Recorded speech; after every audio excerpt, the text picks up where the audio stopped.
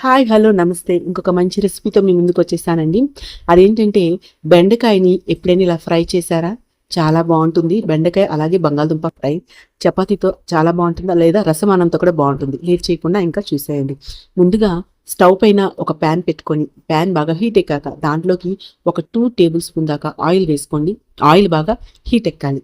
Oil heat ఎక్కాక దాంట్లోకి చక్కగా clean చేసుకొని ముక్కలుగా కట్ చేసుకున్న బెండకాయ ముక్కల్ని వేసుకోవాలి. బెండకాయ ముక్కల్ని మరీ చిన్నగా కాకుండా ఇప్పుడు నేను చూపిస్తున్నట్టు ఈ ఇంత సైజులో మీరు కట్ చేసుకుంటే తినేటప్పుడు కూర బాగుంటుంది. సో మరీ చిన్నవైతే ఎక్కువగా వేగిపోతాయి అన్నమాట. సో వాటిని ఆ ఆయిల్లో వేసేసి బాగా వాటిని ఫ్రై చేసుకోవాలి. అంటే సాఫ్ట్గా అయినంత వరకు కూడా వాటిని ఫ్రై చేసుకోవాలి. తొందరగానే అయిపోతుంది. అయితే ఫ్లేమ్ని మాత్రం మీడియంలో పెట్టండి, హైలో పెట్టేయకండి, అడుగు పట్టేస్తుంది. దాంట్లో ఉన్న జిగురంతా కూడా అడుగు పట్టేస్తుంది. అందుకని మీడియం ఫ్లేమ్లో పెట్టుకొని వాటిని ఒక 5 మినిట్స్ దాకా వాటిని కుక్ అవనివ్వండి. మూత పెట్టకండి. మూత పెట్టకుండా వాటిని కుక్ అవనివ్వండి. అవి సాఫ్ట్గా అయిపోతాయి. అవి బాగా ఫ్రై అయ్యాక వాటిని ఇంకొక ప్లేట్లో తీసుకొని సైడ్ తీసి పెట్టుకోండి. ఇప్పుడు అదే ప్యాన్లో ఇంకొక 2 టేబుల్ స్పూన్ దాకా ఆయిల్ వేసుకోండి. సో ఆయిల్ అయితే బాగా హీట్ ఎక్కాలి. మరి కొంచెం ఆయిల్ తినేవాళ్ళు 1 టేబుల్ స్పూన్ అయితే సరిపోతుంది. దాంట్లోకి కొంచెం జీలకర్ర, ఆవాలు వేసుకున్నాక ఇక్కడ చూసారా ధనియాల్ని కొంచెం దంచుకొని వేసుకోండి. అలాగే కొంచెం వెల్లుల్లి కూడా ఇలా దంచుకొని వేసుకోండి. ఆ ఫ్లేవర్ అనేది కూరకు పట్టి చాలా బాగుంటుంది. సో పేస్ట్లు మీరు పౌడర్ వాడడం కంటే ఇలా మీరు దంచుకొని అప్పటికప్పుడు వేసుకుంటే ఫ్లేవర్స్ అనేవి బాగా పడతాయి కర్రీస్కి, ఏ కర్రీ అయినా సరే. అవి కొంచెం ఫ్రై అయ్యాక దాంట్లోకి పొటాటో, బంగాళదుంప ముక్కలు కూడా ఇలా మరీ చిన్నగా కాకుండా పెద్దగా కాకుండా ఇప్పుడు నేను చూపిస్తున్నట్టు కట్ చేసి వాటిని ఆయిల్లో వేసేసుకోండి. వేసుకొని మొత్తం కలపాలి. కలుపుకొని ఇక్కడ కూడా ఫ్లేమ్ని మీడియంలో పెట్టుకోండి.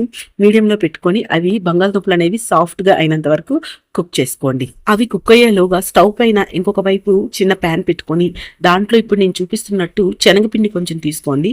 తీసుకొని వాటిని డ్రైగా అంటే ఆయిల్ ఏమి వేయకుండానే ఫ్రై చేసుకోవాలి. దాంట్లో మీరు తినే టేస్ట్కి తగ్గట్టు మీరు కొంచెం సాల్ట్ అలాగే కారం కూడా వేసేసుకోండి.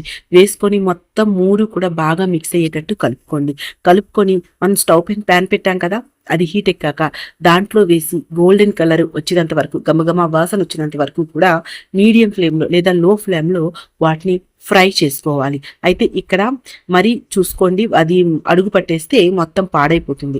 అక్కడే ఉండి అది తొందరగానే ఫ్రై అయిపోతుంది. మనకి శనగపిండి అనేది అక్కడే ఉండి కలుపుకుంటూ ఉండి అది ఫ్రై అయ్యాక దాన్ని కూడా ఒక కప్పులో తీసుకొని పక్కన తీసి పెట్టుకోండి. ఈలోగా మన పొటాటో కూడా సాఫ్ట్గా అయిపోయి ఉంటుందండి. సో చూసారు కదా, ఇప్పుడు మరీ సాఫ్ట్గా అయిపోయిన అవసరం లేదు, కొంచెం మెత్తగా అయితే సరిపోతుంది. అప్పుడు మనం ఫ్రై చేసుకున్న బెండకాయలు ఉన్నాయి కదా, వాటిని కూడా వేసుకొని ఒకసారి మొత్తం కలిపేసుకోండి. ఇప్పుడు మూత పెట్టుకొని దాన్ని లో ఫ్లేమ్లో ఒక 5 to 6 మినిట్స్ దాన్ని బాగా కుక్ చేసుకోండి. సో అలా కుక్ చేసుకుంటే రెండు కూడా సాఫ్ట్గా అయిపోతాయండి.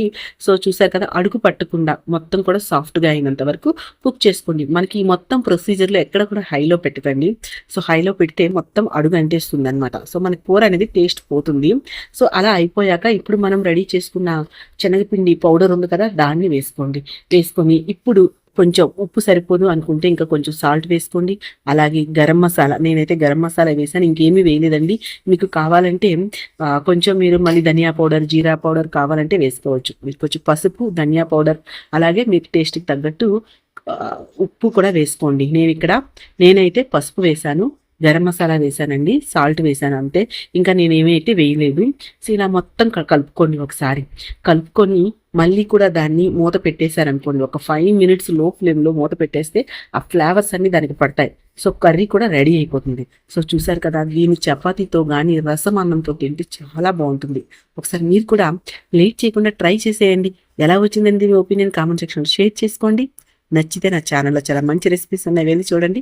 నా ఛానల్ని సబ్స్క్రైబ్ చేసుకోండి ప్లీజ్ అండి.